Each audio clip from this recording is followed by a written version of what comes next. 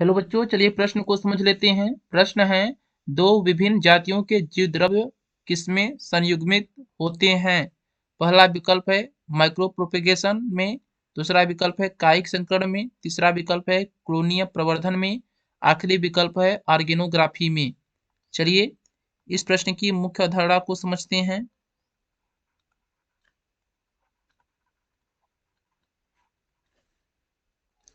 दो विभिन्न जातियों के दो विभिन्न जातियों के, जैसे कोई जाति ए है और यह कोई जाति बी है, दोनों भिन्न भिन्न जाति हैं। तो दोनों विभिन्न जातियों के जो जीव द्रव्य होते हैं, जीव द्रव्य,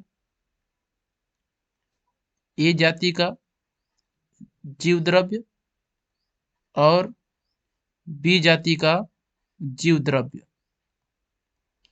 ये दोनों संयुग्मित होते हैं तो संकर का निर्माण होता है, और ये संयुग्मित होते हैं तो इसे कायिक संकरण कहते हैं। कायिक संकरण कहते हैं।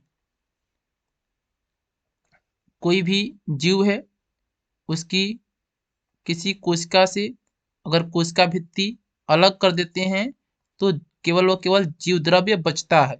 तो दो विभिन्न जातियों के जीव द्रव्य संयुग्मित होते हैं कायिक संकरण में। चलिए विकल्प को देखते हैं। पहला विकल्प है माइक्रो प्रोपेगेशन में, यह विकल्प गलत है क्योंकि माइक्रो प्रोपेगेशन में पूरी कोशिका का प्रयोग करते हैं। दूसरा विकल्प है कायिक संकरण में, यह विकल्प सही है।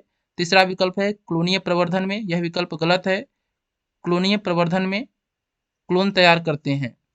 आखिरी विकल्प है ऑर्गेनोग्राफी में, यह विकल्प गलत है। ऑर्गेनोग्राफी में किसी भी अंग की विस्तृत जानकारी प्राप्त करते हैं। इस प्रश्न का सही उत्तर है दूसरा विकल्प। हम आशा करते हैं यह प्रश्न आपको समझ में आया होगा। धन्यवाद।